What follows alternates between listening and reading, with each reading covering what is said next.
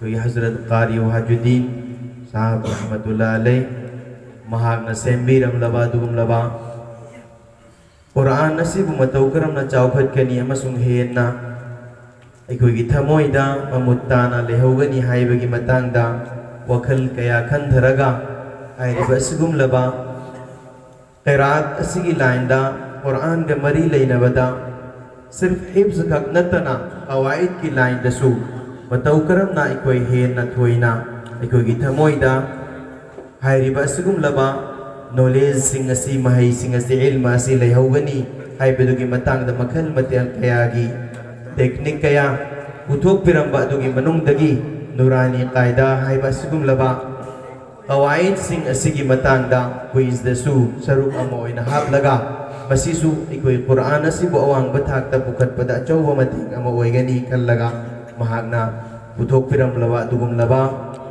एक हिरम अमनी अल्लाह ताला ना ngasi fawa amadi tungdala kaduriba tawrakliba asigum laba thabak thoram afabagi Quran ga mari leinaba puding mak asigi neki sawabadu mahaki matak tasu yohan biwoisanu hawjig inshallah koi hairiba islamic quiz competition asigi ahan baraunda Quran ga mari leinana haibid nurani qaida gi adum laba saruk sing adudagi koi ahan baraunda si hauragani haibadi ahan badai koi round सिंगसी direct question mark तरा करीगुंबा direct question नसिदा लाको मतमदा खुंबत इबा team अदुगी mark तरा फंगनी हाइरिबा सिगुम लबा क्वेश्चन डायरेक्ट क्वेश्चन असी की पाउखुम पीबगी मतमसी वहंग असी क्वेश्चन असी हेक लोइबदगी लौरगा सेकेंड तरा हाइरिबा सेकेंड तरा फाउ असिगी मनुंगदा करिगुंबा क्वेश्चन अदुगी पाउखुम फंगबा तारबदी महाकी अकाउंटा हाइरिबा टीम अदुगी अकाउंट मार्क तरा एकोई इसेंजगनी करिगुंबा हाइरिबा क्वेश्चन करिगुंबा डायरेक्ट क्वेश्चन फंगलिबा अदुना पाउखुम पीबा ngamdabadagi नत्रगना टाइम आउट हाइबदी मतम लोइख्रबा मतुंगदा पीबो ओइबा तारगदी महाखोगी दमक्तदी मार्क फंगरोय करिगुंबा अतोपा ग्रुप अमदा हाइबदी टीम अमदा पास चलगा हाइरिबा क्वेश्चन असिगी पाउखुम अचुंबा पिरकपा तारबदी मखोइगी अकाउंटदा मार्क मंगा प्लस तौगनी अदुगा हाइरिबा असिगुम लबा पास क्वेश्चन असिगी पीबगी मतमदी ओनली सेकेंड मंगा खक्तंग ओइगनी अदुगा क्वेश्चन अखोई नतगनी क्वेश्चन अमुक हल्लगा अखोई ना मदुगी मतम अमुक अखोई थेंगथबा तौररोय मरम अदुना टीम सिंगना वखल तौबीरगा हंगलक्लिबो वहंग सिंग अदो मुन्ना ताबीरगा अचुंबा पाउखुम पीनबगी दमक्ता दुआदा लेरसी बिस्मिल्लाह करिगुंबा खितंग हराव पाउ अमगा वाथौरे करिगुंबा पास लौरिबा अदुना हराव हराव लौजिलगा पाउखुम अदु लान पीबो ओइबा तारबदी -5 मार्क ओइगनी सिमसु खितंग निंगसिंगबियु direct question to team A करम करम मतमदा मसागी लैरमलिबा मवोंग अदुदा वक्फ तौगनी खाजबर अमदी सकिल लेबा चुमे टीम ए ना अचुंबा पाउखुम पीखिबगी दमक्ता मखोइगे अकाउंटदा मार्क 10 हाइबदी खरा जबर अमसुंग जज्म लैबा मतमदा लैरमलिबा हालात अदुदा अखोइ वक्फ तौगनी direct question to team B रासाकिन मतम चुप्पदा बारिक सोनगदबा असि करंबा मतम दनो रासाकिन की ममांगदा या सकिल लाख लबदे रासाकिल दु मतम चुप्पदा बारिक सोनगन चुम्मे टीम बी की अकाउंटदा मार्क 10 रासाकिन की ममांगदा या साकिन लाख पतारबदी हाइरिबा रासाकिन अदु मतम चुप्पदा बारिक सोनगनी डायरेक्ट क्वेश्चन टू टीम सी कुरान सोनबा मतमदा मफम खरा लई हायरिब मफम अदुदा लेप्त्रबसु यादे निंसा सोरसु थदत्प यादे मफम अदु करंबा मफम नो वक्फ अमसुंग सप्तानी चुम्मे माशाअल्लाह टीम सीना अचुम्बा पाउकुम पीबगे नक्ता मखोइगे काउंदा माक्तरा ए तौसी वक्फ आई आ सकता लागु मतमदा डायरेक्ट क्वेश्चन टू टीम रासाकिन गी ममांगदा जेरे असली ओइरबदी रासाकिन मौंग करम न सोनगनी पुरुषों गने wrong as to team के बारिक सोन गने सिगी क्वेश्चन से कोई खन्ना बता मरमदी पास ता वो मतम ता किसी तंग क्वेश्चन से पर अल्टरनेट है तो वही के दौरे आम लांग क्या इतर गदी सिनी मम्मी हाई वाले लांग गदी गाले है रखा दौरे तो सी की दमक तक वारा उबिदरा की दमक तक कंजरी अतो क्वेश्चन ना मोए ना कोई हाथ करके सी पास नहीं को अरे क्वेश्चन नहीं 10 पी होना और नूने कुतनी हाइब असी करीनो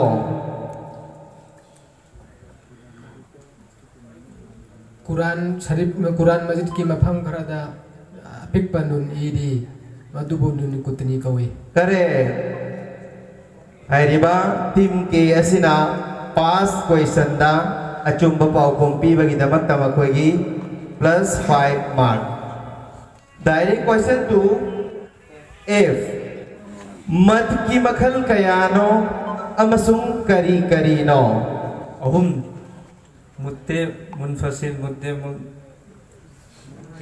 मुफसिल मुत्ते लाजिम माशाअल्लाह हाइरिबा मत की मखल सिंह चुमना है कि बगी दमकता हाइरिबा टीम एफ मकोई ये काउंटा मार्क तरा आपसे लसी डायरेक्ट क्वेश्चन टू टीम जी खोनाओ दगी थोक कदवा मखारिज सिंह अदु हायु आइन हा गाइन खा हमजा हा माशाअल्लाह चुम्मे टीम जी ना चुम्ब पाकुम पीबगी दमक बगी काउंटा मार्क 10 हमजा हा आइन हा गाइन खा हायरिबा मयेक तरुक असि खोनाओ दगी थोकनी मथंग direct question to team H मतम खुदिंग मक्ता हरकत लागतबा मयेक अदु करंबा मयेक नो अलिफ ने करे चुम्मे टीम हाइसना पिघरिवा पाउकुम मसी कैदा उंगैदा हरकत जबर जेर पेश लागतबा मयेक अदु अलिफ ने अरे क्वेश्चन टू टीम आई कल कला करम मतम दा तौगनी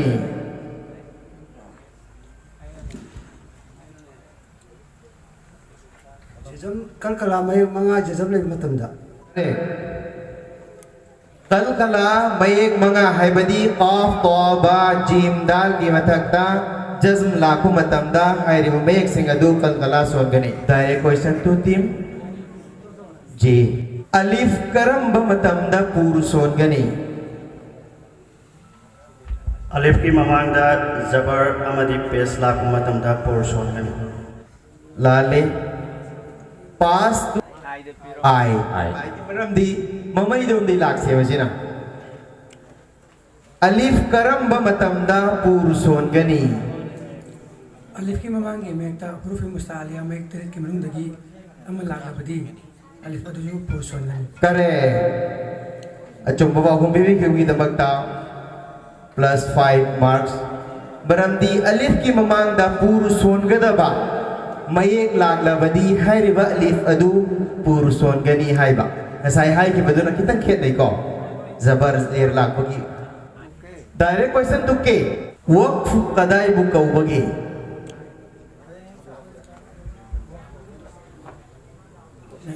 कुरान सोन बमतमदा निंसा सोर अमसुंग khonjel animak thadatlaka lepa adu Correct answer. Team K na achumba ba kung bibigyan ko magkugi account da plus 10 mark. Wahai gi aroi badaning sa sor amadi khonjel ani magthadat laga lepabu wag fukawi. Hojek ahan ba round loikre haibadi nurani kaida gi doi na maghisa thungre inshallah ani subade inshallah ko score sing miyam da khangan jarage hojek ani suba round sidi hadis kamari leina badugum laba wahang sing gi round oigani marung maduna ko gi sati singna team singna hadis kamari leina ba dugum laba question sing adu ning sing bina wa khangan jari direct question to team K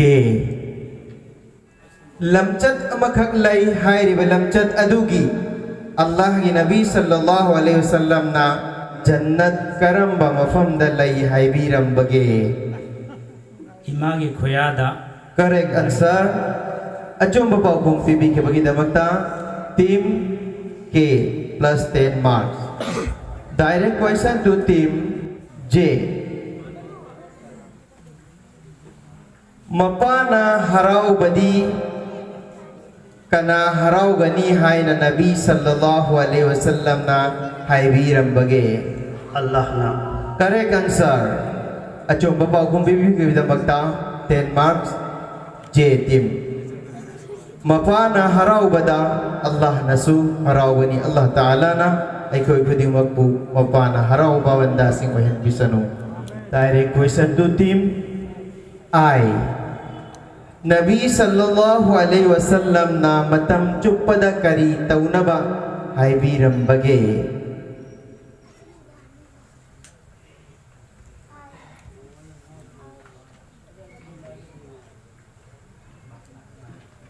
matam lo le pass to team H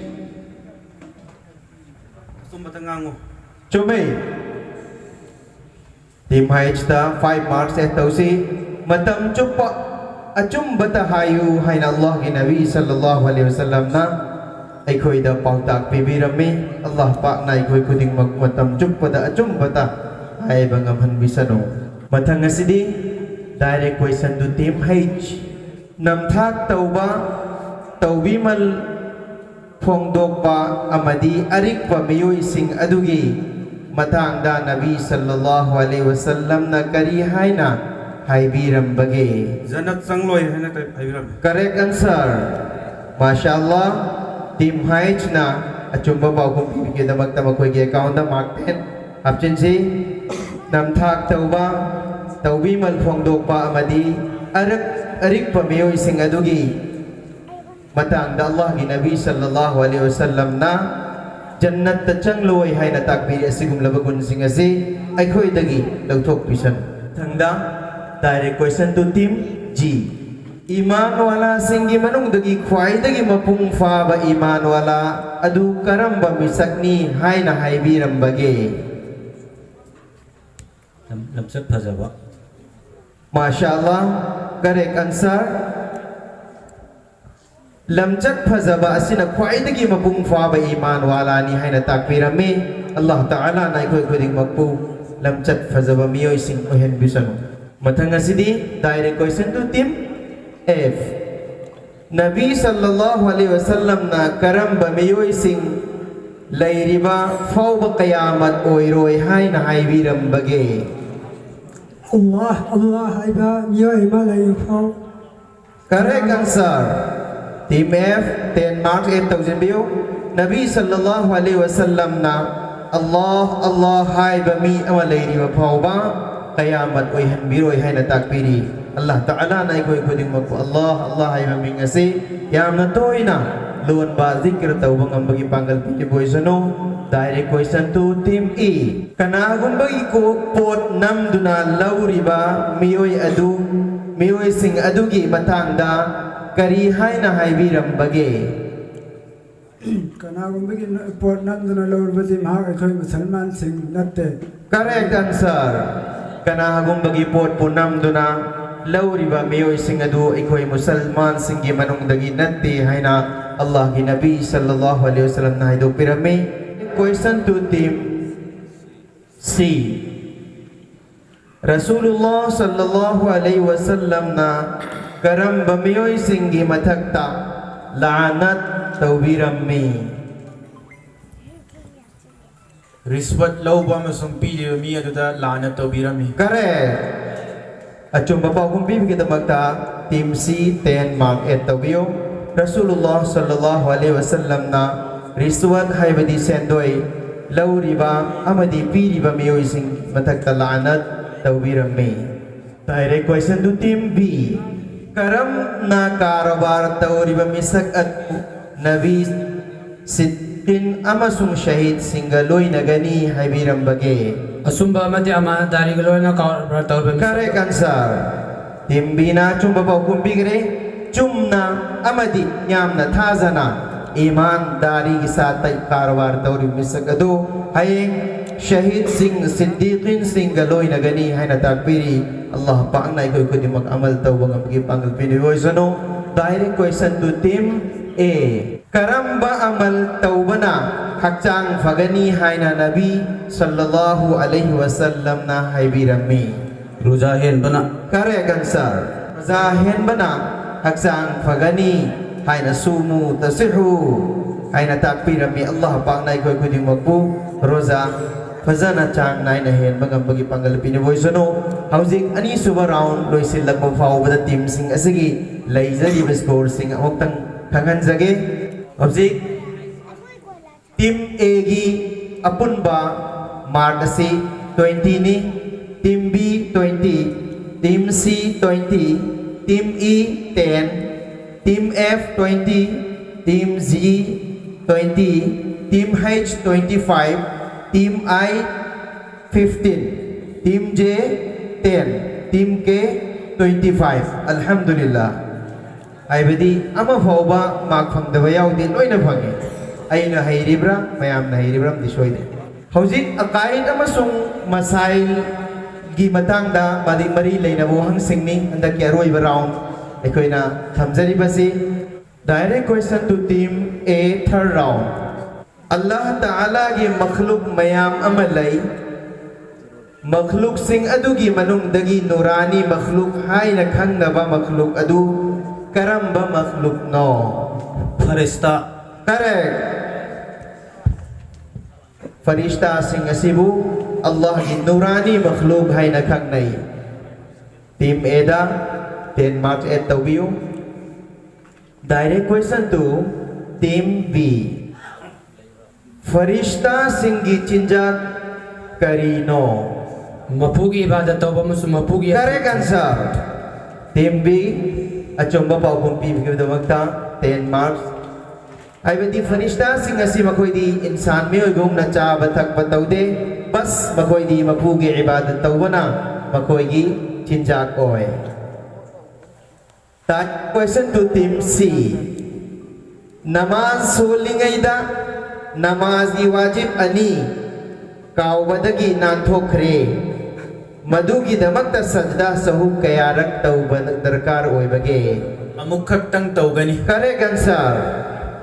Baramdi anirak lalure anir sajda sahu tawgani hay bagi leite aroi bada amukhak tawgani. Direct question to team E. Allah gi lairik khuding mak asi kari gi damak thabi rakhi bage. अल्लाह के सावंगन बखम न बगे Wrong. Pass to team ji G. मियोइबसिंगबु लमजिंगनबगीदमक्ता Correct answer. Team Zina pass question nama paukum chum nabi rakpagi damakta plus my 5 marks to view. Maramdi Allah Ta'ala na thabi rakhe balairik sing asi miyoi basingbu lamjing bina bagi damakta tharakhi bani. Direct question to team F. Nabi sing amasung Rasul sing na dunia hada lak pa asi dunia hada lairi ba mipung khuding makki damak karino.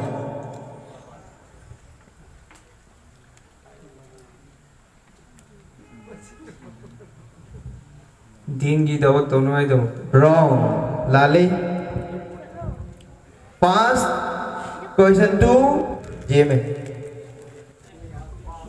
ꯃꯤꯑꯣꯏꯕꯁꯤꯡꯗ ꯗꯤꯟꯒꯤ ꯋꯥꯐꯝ ꯈꯪꯍꯟꯅꯕꯒꯤꯗꯃꯛꯇ Wrong. Minus 5 marks. Pass 2. Kariguma confirm oidaba oiba tarabadi masidi khumhodaba nana jatni.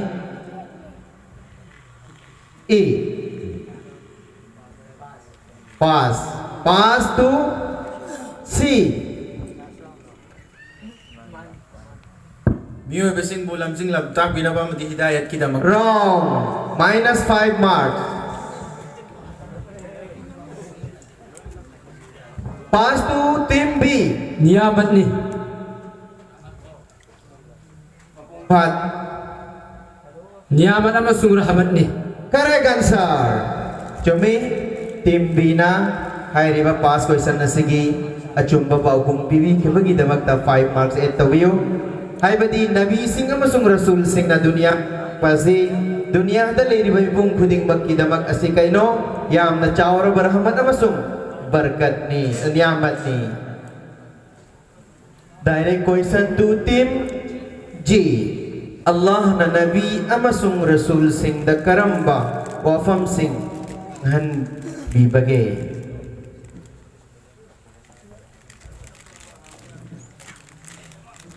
Din ki wafam sing ngandi. Wrong. Pass to Team F. team F. Risalat kit. Wrong. Lali minus 5 marks. Team A. Pass question to team A. pass Pass. Pass to Lawyer. Loira. Audience. Audience ngai khoi adagi natte. Khang da babi dagi pame. Talaba sing dagi. Yare haibi ro. Second kaya ogini ogide. Second number Muziza. Wrong. Paisa loro. Minus ya ati boy dadi. Atai ato haibi yo.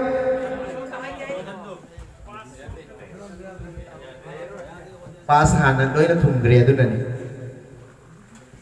Ay khumage adu di. Allah na Nabi amasung Rasul sing da karamba wafam sing kanghan bibage. Arun ba haibadi gaib ki wafam sing miyam na khang na dabado kanghan bi. Direct question to team H. Namaz da ahanba kaida amasung ani suba kaida da tashahud son bagi matam famba asi karino. wajib ni Question answer mabung phade.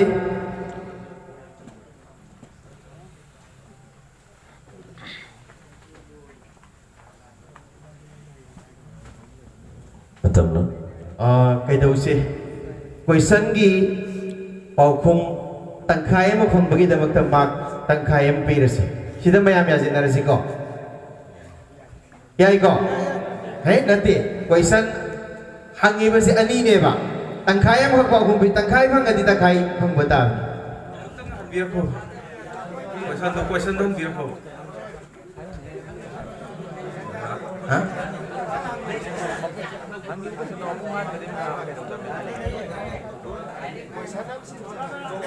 adu airagadi hairiba question si mayamgi mon ama toina question si sindok si haire paukhum budi haido asge mak amu bhangaroi si ko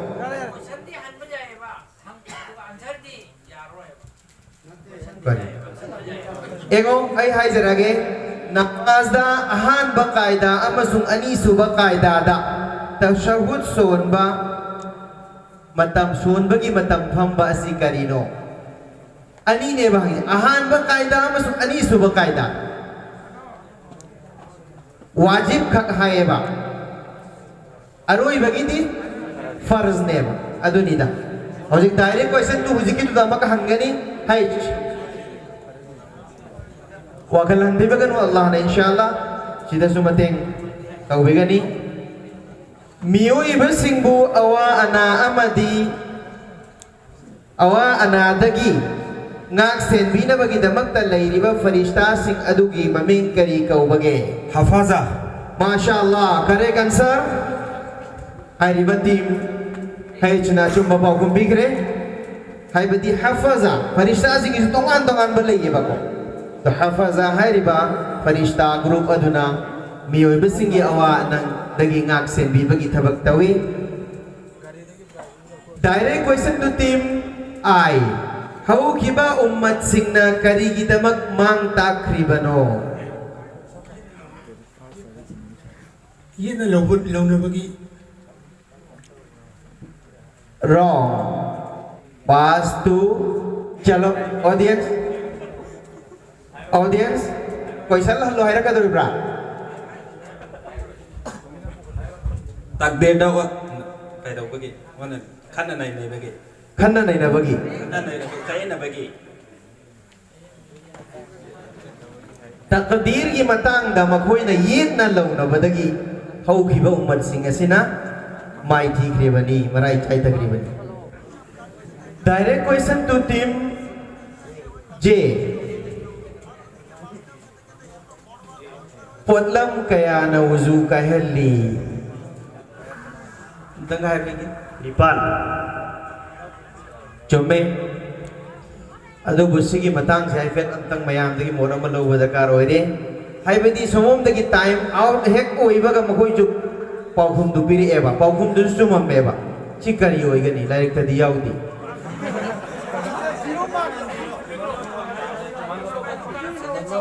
Nene.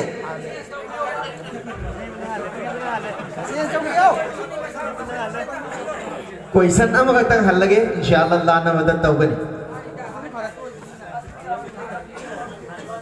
तो से हल्ले हल्ले ना मैं आप मोचे कैसी को आखिरत ता ईमान पुरक बासी ईमान गी करीनो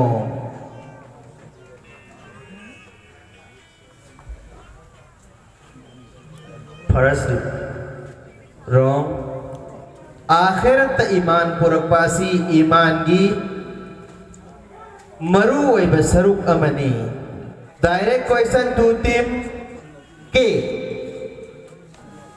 Kabardagi arui bada karam ba kangbu sing hogat lagkani kafir sing hawalakani tangkai ma cumi basisu adadi tangkai ma cumi saya ada banina ya wailana man ba'athana min marqadina cumi adugi di hai bedi si tangkai ma bodi cumi ba aduna ni aina kedori sa ama khataga hanjarage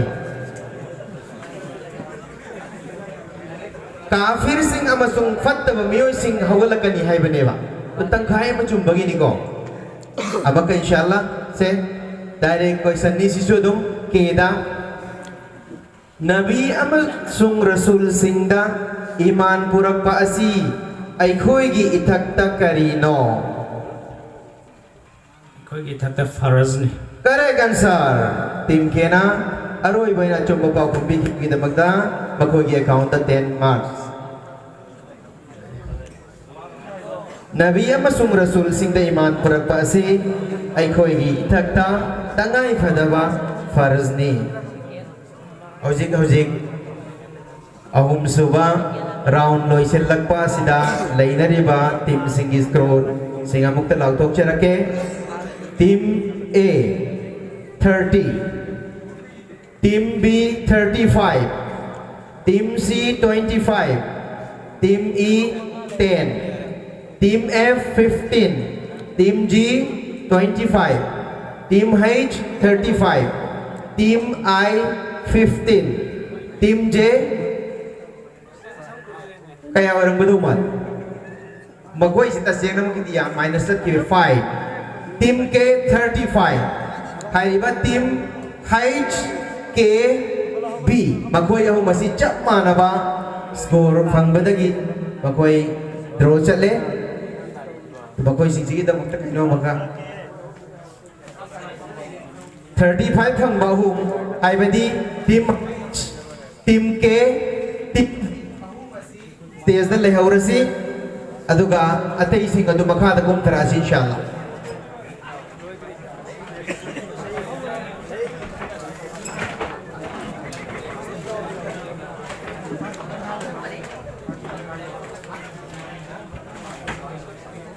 Aiba masih ini koi first, second, amasung third, adugum laba position adu koi na khan gadori basi, ai koi na hauji hang gadori ba, wahang asi past koi na hangalagani, karigumba, kanagumba timna, koi san nasi khum pau khum bada lan batarabadi minus 5 marks.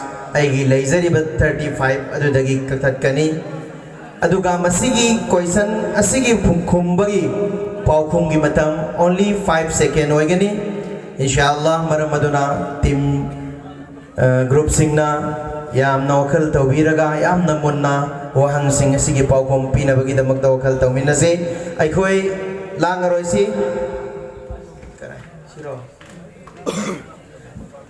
hojik Aku tim B dagi haurage hairiba wahang sigi pau kumpi bagi matam only 5 second ni karigumba chumba pau kumpi bataragana 5 marks 8 tawgani karigumba minus haidi lan bataragana minus 5 hoigani group B namaz ki apunba farz kayano Tatet ne.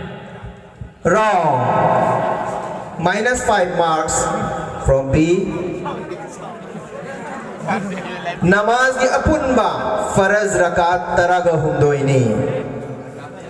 Aina hajin banate ko. Mathangda team H. Zabur haiba asman gi lairik asi karamba nabida thabirak khibage. Dawud alaihi salam da Hazrat ka hayuni. Hazrat Dawud alaihi salam. Correct. Coba tim high step plus 5 to. Hazrat Daud alaihi salam da Jabur haiba asmani lairik asi thabi rakhi bani. Mathang da tim ke jamaat ka loina na namaz son ba asi karino. Sunnat muakkada. Correct answer. Tim ke na achum ba pakum bibi gidwang dawang da plus 5 marks. Howsik B kumasi third position gi mafam kan bangam kre ma koina howsik hai ri ba lei ri ba H amasung ke Allah kaya fazan thang nagra ba ki na mathak ka do ri bra H na kari gum insaf hoina di H na kafam thoe ahan bada H na ge horagi ko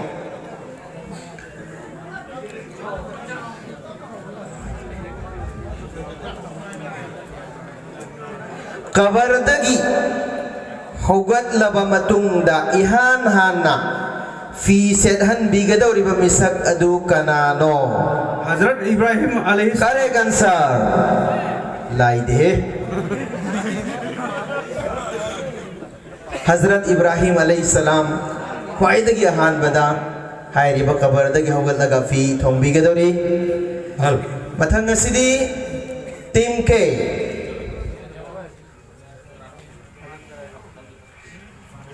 Wuzu taurabasu wuzu oiroi dauriba asi karamba matamdano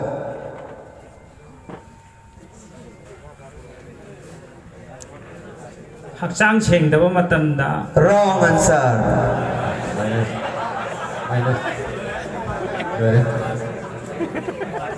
Chumme haidi chumme haibidi aina haji question wa pau hang pau hum chumme haibana teko ngasai isin ki bodu chumme haiba hais ki badang da ke la ya haibadi wuzu taurabasu wuzu oire de basi karama matamdano mahakna farza mathado ambatara badi wuzu oire roy adu hauji khoi first second third ki adugum laba kari adu khoi ngamgre khangdopa aduna team H first position aduga team B na third position aduga team K na second position Masya Allah, jazakallahu khair.